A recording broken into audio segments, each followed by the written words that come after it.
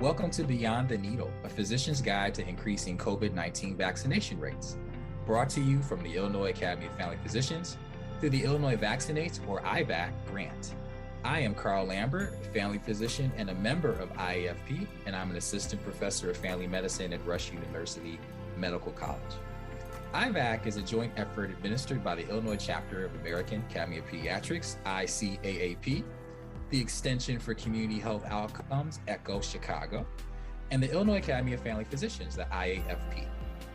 Funding for this podcast series was provided by the Office of Disease Control through the Illinois Department of Public Health.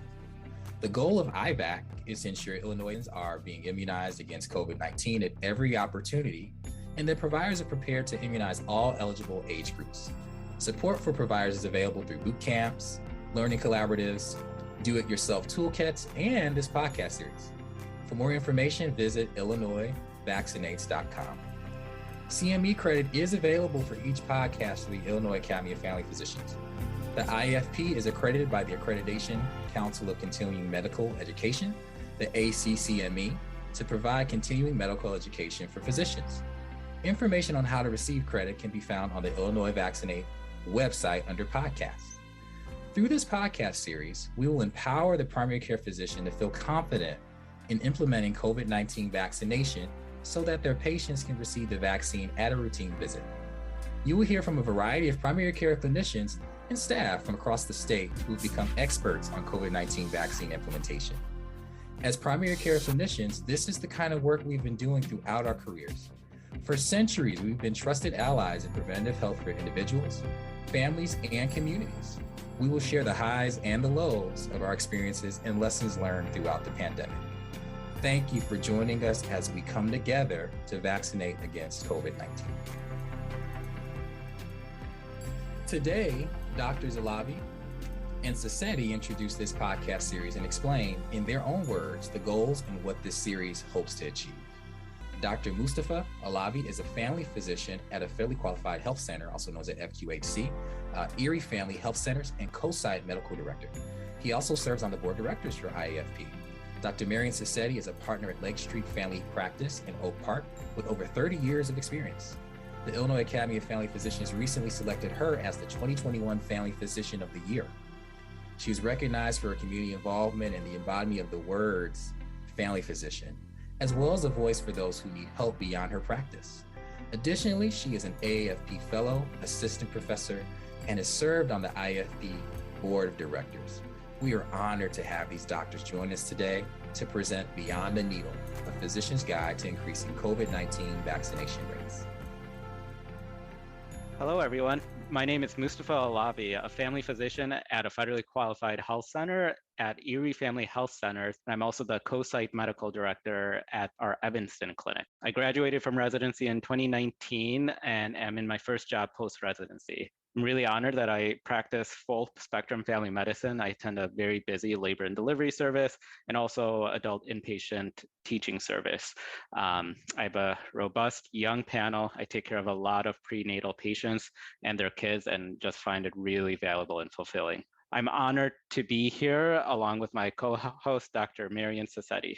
Hi, Mustafa, and hello, everyone. I'm a family physician in Oak Park. I'm a fellow in the American Academy of Family Physicians, and I'm also an assistant professor at Rush Medical School. I work out of Lake Street Family Physicians, which is our private independent practice for over 20 some years. I have 4 partners, 1 employed physician, 3 PAs, and I'm so honored that I have a very eclectic practice that spans a wide area. We take care of public and private payers and uninsured as well. And you know, Mustafa, I think you and I represent 2 ends of the spectrum. I've been in practice for over 30 years and I'm a grandmother of 3, and you have a newborn and you're just in practice for 2.5 years. But no matter what our experience, you and I both through this COVID have seen so much trauma. There's been a lot of highs and a lot of lows. And I know that over this podcast, we're going to be sharing some of them. Yeah, it's really fun to co-host with you and to hear from your experiences. And I have a lot to learn from you.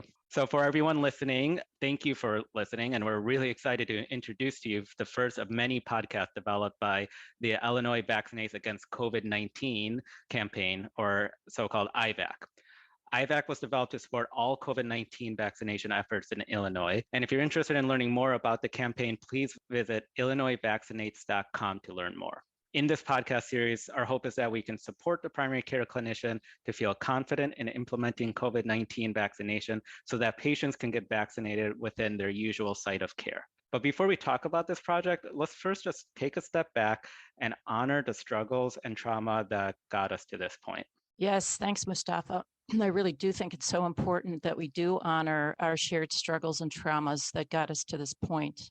You know, it's been over 2 years since this pandemic first shook the globe. On March 13th, 2020, the United States declared a nationwide emergency, and our shared journey began. At the risk of sounding melodramatic, for me, there are 2 words that really typify what I was experiencing during those early months, and that was terror and trauma. I had a constant state of fear about what I might be bringing back to my home where I have a high-risk family member and what my 91-year-old community living mother might experience. And there were some real fears and traumas that went into the day-to-day, minute-to-minute practice where I had to weigh my desire to continue to be a family physician in our community and risk the unknown with people I loved most in my home. There was also tremendous trauma at watching our young, very diverse staff suffer and grieve their own family members' losses, illnesses, and losses in their communities. We did know that we had to keep their salaries going because so many of their family members and loved ones had lost jobs. They were living together and sharing apartments. So we committed to that. In addition to that, we bore witness to just enormous amounts of suffering and grief in our patients' lives. We take care of a lot of families on the West Side, and it was just routine that we'd open a televisit and there'd be somebody in tears telling us about a family member that they had lost. And one patient that I will not forget for the rest of my career was my beloved patient who opened up the computer and there she was, and she had told me that she had lost 4 family members from her nuclear family. Get choked up thinking about it, but we were both in tears, and there was very little to say other than we were going to get her through this.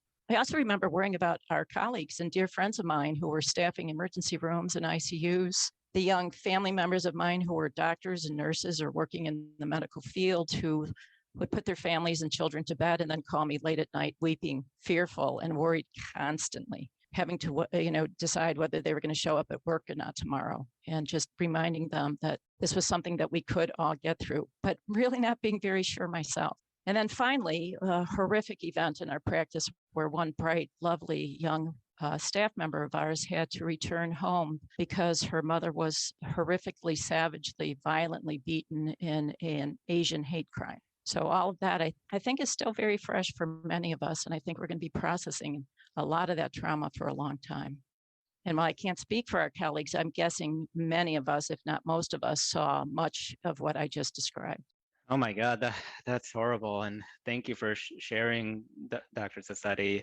That sounds so traumatic. And I also remember just how fearful and how traumatic that time was before we had vaccinations, and just the fear of the unknown and all the trauma and everything going on in the world around us. I know when the lockdown first happened, I remember getting so many just last second urgent text messages that suddenly our clinics were being canceled. We can't see our patients. What are we going to do the next day? Can we even go outside? Can we be around anyone? We had no infrastructure whatsoever, and we have to take care of our patients. We take care of a very underserved, undocumented, uninsured, or Medicaid patients that really need support and they need medical care. And I remember we all just showed up to a building and just made cold phone calls to try to do the best care we could with no telehealth infrastructure at that point. And we were just confused, but we were doing the best we can. We had no COVID swabs. We had no supplies. We didn't even know how to send a COVID test, but we got through it. We leaned on each other. We had a deep sense of purpose that we had to come together as a clinic, our staff had to take care of our patients. In the end, we had to make the best public health recommendations and do the best we can with the limited information we had. Yes, indeed. And what I know is we really got through it by leaning on each other. In the beginning, it was often hour by hour that we were holding each other up and buoying each other and helping our staff. When someone was down, someone else was up and comforting each other.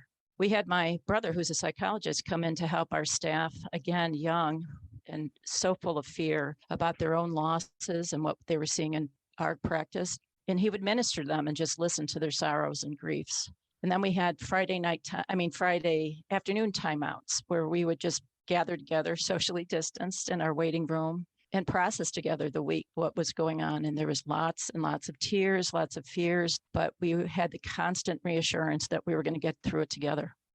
One of the more interesting, fun parts was when each of us would just declare to each other, I cannot take this anymore. And I remember saying, I cannot read another article about COVID. I cannot catch up another update. Can someone please spot me? And we kind of did this back and forth where we would take a COVID literature break for 2 or 3 days and we'd pass around, did you know, or here's what the latest was. And that was very uplifting for me to lead on my partners that way. And we did very much have a sense of shared mission, just like you're describing. We understood that each one of us was playing a very necessary and important role in keeping our patients as well as each other safe and stable.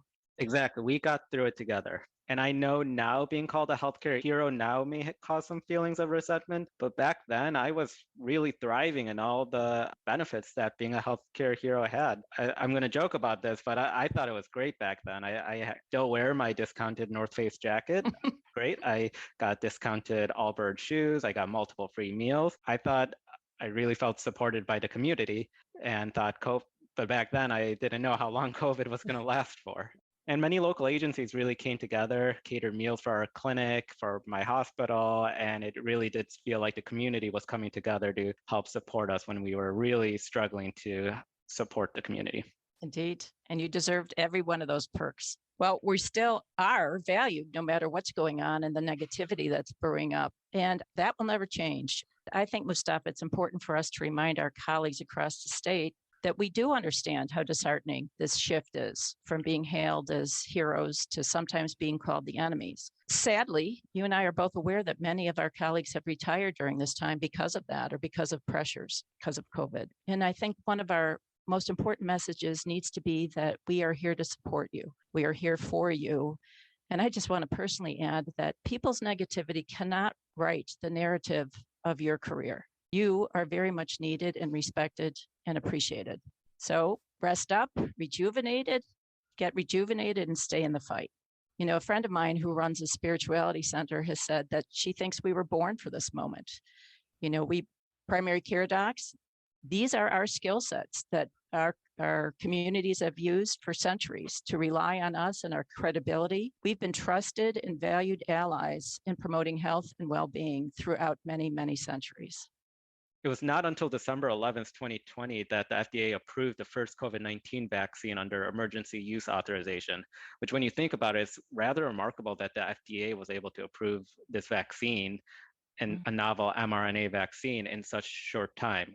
But we needed it and we were all eager to get it. And at the time, even though we were practicing on the front lines for so long, unvaccinated, in a state of fear and panic, once we knew that there was a vaccine available, we were all just in a rush to get it. I remember I was manically refreshing our hospital portal account, waiting for my ticket to get this vaccine that I knew I was going to get very soon, but I didn't know when. And I remember hearing from my colleagues that some would get the ticket and some didn't. And I just remember feeling guilty about the resentment we were beginning to feel that one person was getting a ticket 4 hours sooner than another person. And when is the hospital going to release their tickets for us? And we all deserve it. And we knew we all deserved it. We're all on the front line. We're all being exposed to COVID. And man, that was just really stressful. And I'm just so glad we're past that. Indeed. We were very fortunate because we were actually vaccinated through Elmhurst because of that kind of crazy calculus that was done of vaccine patient to provider ratio. So because we were on staff at Elmhurst, we were actually vaccinated. I got a vaccine in mid-December, which was remarkable. And all I could tell you is that giant knot in my stomach finally loosened. And I remember just feeling like I could skip and say, I am not going to get my family sick. I am not going to get my mother sick. And there is a sense of elation and excitement. And one of my favorite stories, every one of my friends have heard, is that the nurse who gave me my injection suddenly had this horrified look in her face. And I looked up and she said, "Oh my God, doctor, I think I hit your bone." I said, I don't think so. But all I felt was my arm could fall off. And all I would say is, "Thank you, thank you, thank you." And that truly was the truth. I had this enormous sense of whatever else is going to happen, I'm not going to bring COVID home to someone I love. And then after that, in our practice, all of our partners got vaccinated. And we all had this very renewed sense of being energized and recharged because we were vaccinated, and we had this passion and interest to get back to our practice and make sure that we could vaccinate our patients. And there was real beauty in that. There was unanimity. There wasn't a second of difference. We all felt it and felt this passion to do it and get back and get the office up and running. And then we started the work of getting the COVID clinic and prioritizing which patients got the vaccine and when, how to get them in and out safely. And I remember during this time, each county had different allotments of the vaccine from the state, which inherently just caused so much, I want to say chaos, because people were traveling far and wide to get the vaccine that really wanted it, along with different disparities in who was getting vaccinated, which patient populations were getting more vaccines than others compared to which communities were being exposed and suffering from COVID illness compared to others. And it was just really tough to get the vaccines to the people who needed it the most. And we were just fielding phone call after phone call for patients just eager to get vaccinated and wondering when is the clinic going to be able to vaccinate them. So I'm so glad we're able to vaccinate all of our patients now. Indeed, it's a huge relief. We, again, were extremely fortunate because we ended up working directly with the Oak Park Department of Public Health, and they were very, very happy to partner with a community practice like ours. So from the beginning, it's been them servicing us, and we have gotten the vaccines pretty much as often and as much as we've needed them. In the beginning, of course, we didn't, and there was the allotment of our very sickest. But to this day, we are getting vaccines several times a week to fill our need. So that was a real blessing. And we could tell our practice, each person in our practice, when it's your turn, you're going to get a vaccine here from us. That's fantastic. And some of my most uplifting moments over this past pandemic really has been the times where me as a physician, like I was able to vaccinate so many people. And that's not a role we actually do often as physicians. Like I had to train up or remind myself how to administer a vaccine. And I was able to vaccinate some of my closest friends and family members who were able to come to the clinic when it was their turn to get vaccinated. And it was just such a rewarding experience. And I was so grateful to do that. Right. And now we can vaccinate anyone age 5 and older, and down the pipeline, we're going to start hearing about getting our patients 6 months and older vaccinated. And I mean, that means my own son, who is going to be 6 months very soon, is going to be able to get a COVID vaccine. So I'm just really excited for what the future has to bring. Indeed. And that means all my grandbabies, all 3 of them will get it. So that's our last holdout. You're right. So now our work together with IVAC is to help our colleagues across Illinois get all of our Illinois citizens vaccinated. And as we've counseled patients in our practice and your practice, we've come across so many myths and so much misinformation and hesitancy. But I am really happy to say, in all honesty, that most of our patients have agreed to get vaccinated. And that is really, really gratifying. Unfortunately, now you, me, all of us are dealing with another set of frustrations and sorrows, and that's dealing with vaccine refusal. First was the sadness and frustration and anxiety about not having enough vaccines, and now we have enough vaccines, but not enough vaccine takers.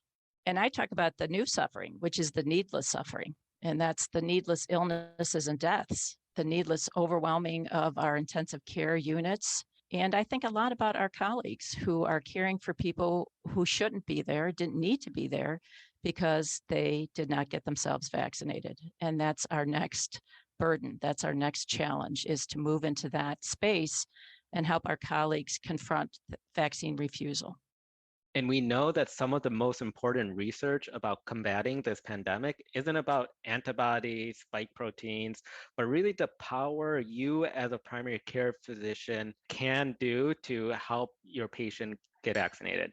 We are the key to increasing COVID-19 vaccination rates in our community. A recent JAMA study just from this month, a few weeks ago, February 2022, showed that the number of primary care physicians per capita was independently associated with higher COVID-19 vaccination rates. We know patients come to their physician as a trusted source and have so many different ideas or things they're hearing, and they want to talk to their physician who is a reputable source to help them sift through all the information they may be reading or hearing about on social media. And I myself, even though sometimes it feels like I'm not able to make as much of an impact with every single patient, the times I am able to help a patient get vaccinated is just so rewarding. And each and every additional patient is just an extra win to help end this pandemic. Exactly. And I think we all knew this in our bones before these studies were published. We are the single greatest weapon in fighting this pandemic.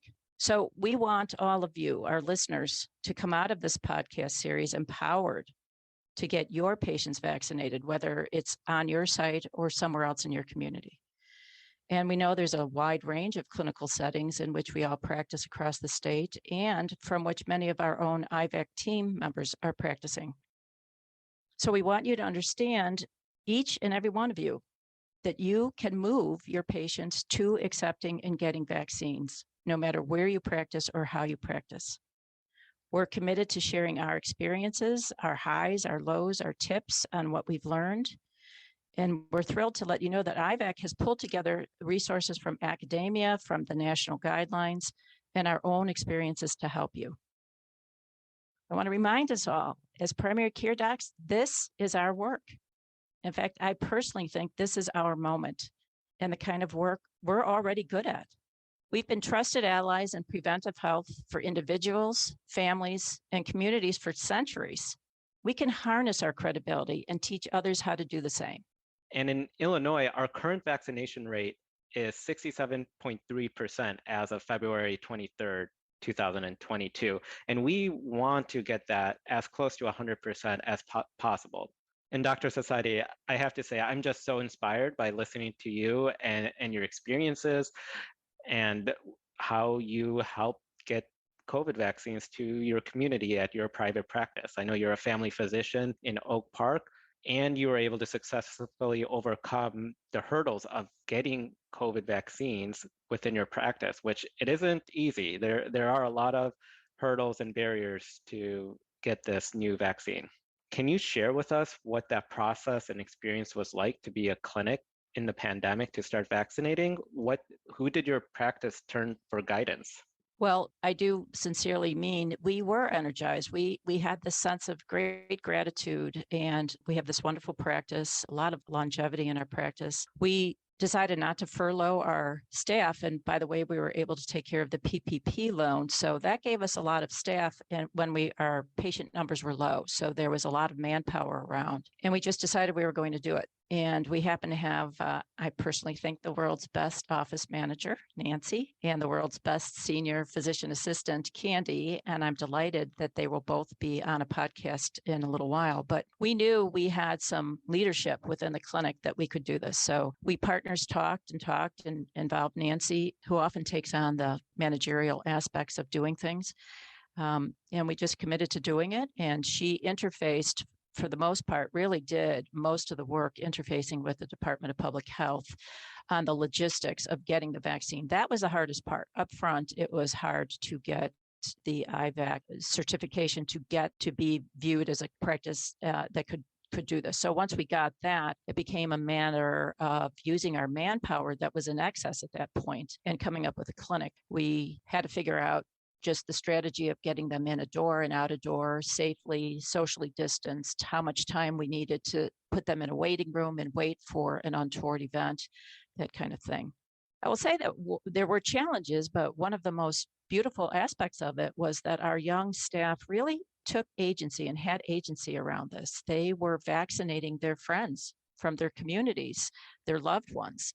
And I can't speak for them, but I know that there was a real sense of participating in history, that they knew quite literally that they were saving lives. And I think that's no small matter. And I hope that stays with them for the rest of their long careers. One of, I think, the more beautiful stories that we all share is the story of one of my patients in her 80s, part of our practice for over 20 years, who got a call to come in, one of our first patients, because we did over 80 first. And our young staff member who gave her the vaccine, she just wept and wept. And my staff member sat next to her, and they both shared that beautiful moment of her being grateful.